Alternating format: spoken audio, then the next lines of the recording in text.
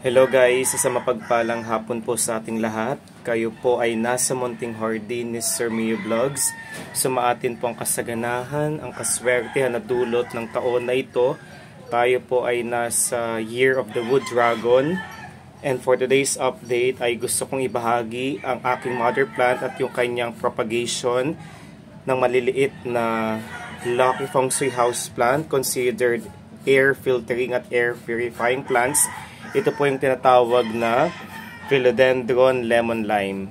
Napakaganda po na kanyang foliage or dahon. Lutang na lutang po ang kaningningan kapag isasama mo siya dun sa mga payak na lucky house plant na meron tayo sa ating bahay. And ang halaman na ito na Philodendron Lemon Lime is easy to grow house plant.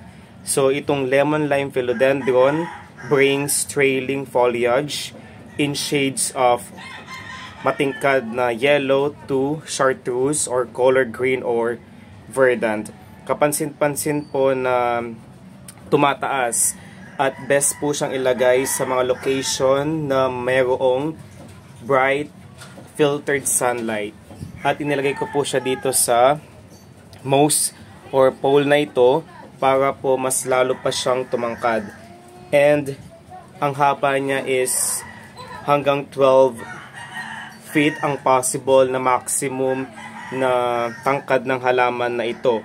Lemon lime philodendron po is nagtatribe po siya in many different light conditions including low light areas, but ang pinaka preferred na location para sa halaman na ito is bright indirect light.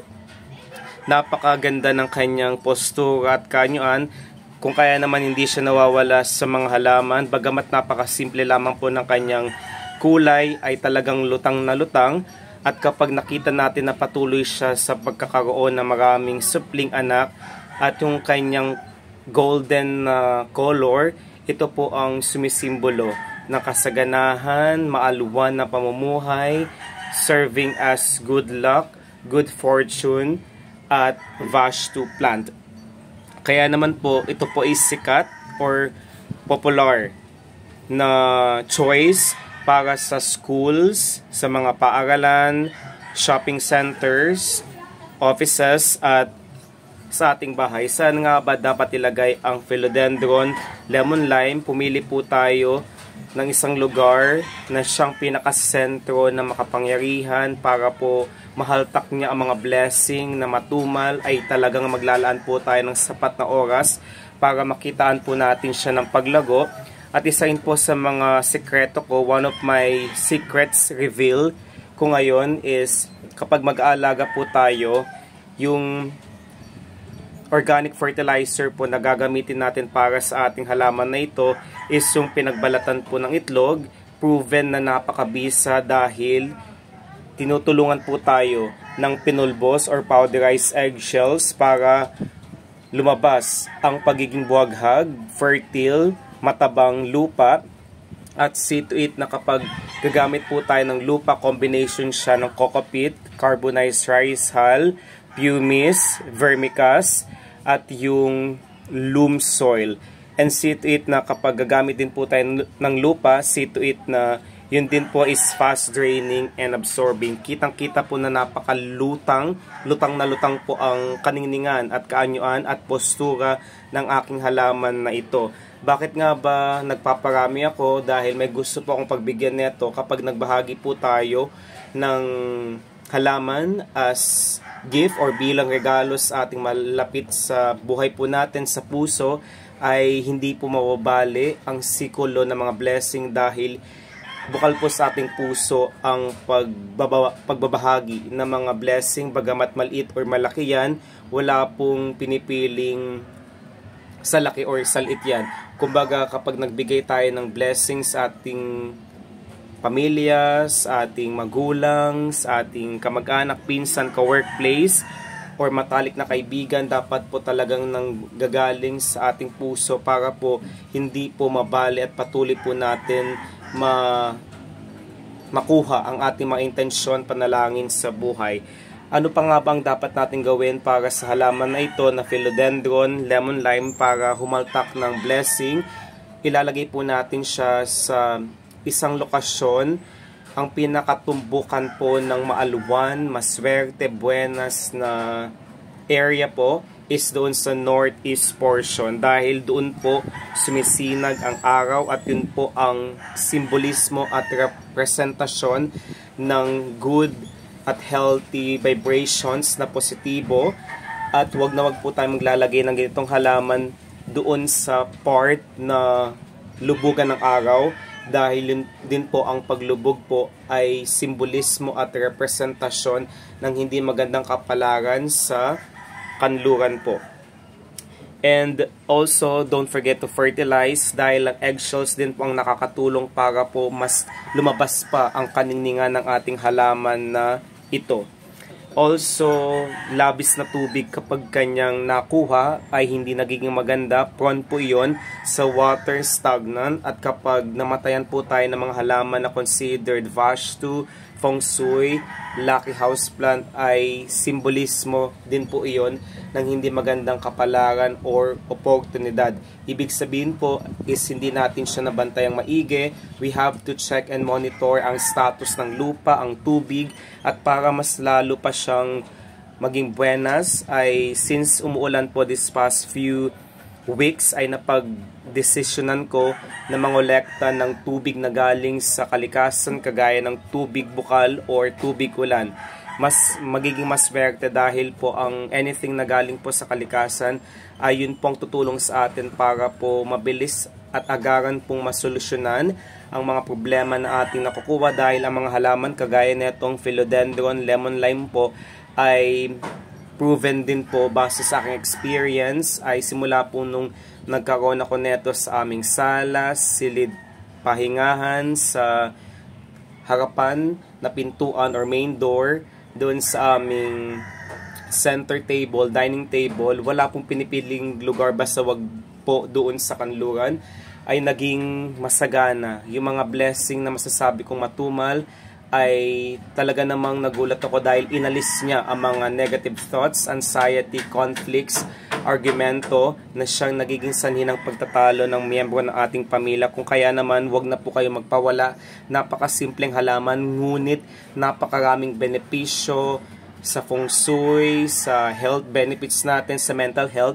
At kapag nakita mo na patuloy siya sa pagkakaroon ng malalapad na dahon, ito po is nakakatulong para maging inspired po tayo, motivated dahil naalagaan siya ng mabuti at ng kaaya-aya.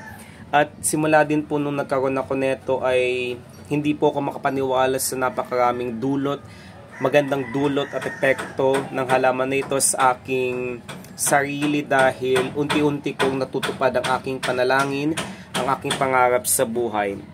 Wag na wag natin siyang ilalagay sa full sun exposure po wag natin siya kakalimutan dahil hindi po nagiging maganda ang labis na int kapag kanyang nakuha ay may posibilidad po na magkaroon po siya ng water, ng yung white markings, yun po yung sunburning, dark or brown edges, yung maitim or kayo maging gilid sa kanyang dahon, at yung scorching or yung tinatawag na pangungulubot ng kanyang dahon. At base na rin po sa aking experience, simula po nung meron po ako neto ay sunod-sunod na mga blessing talaga ang natatanggap ko. At pwede din po siyang gawing lucky charm.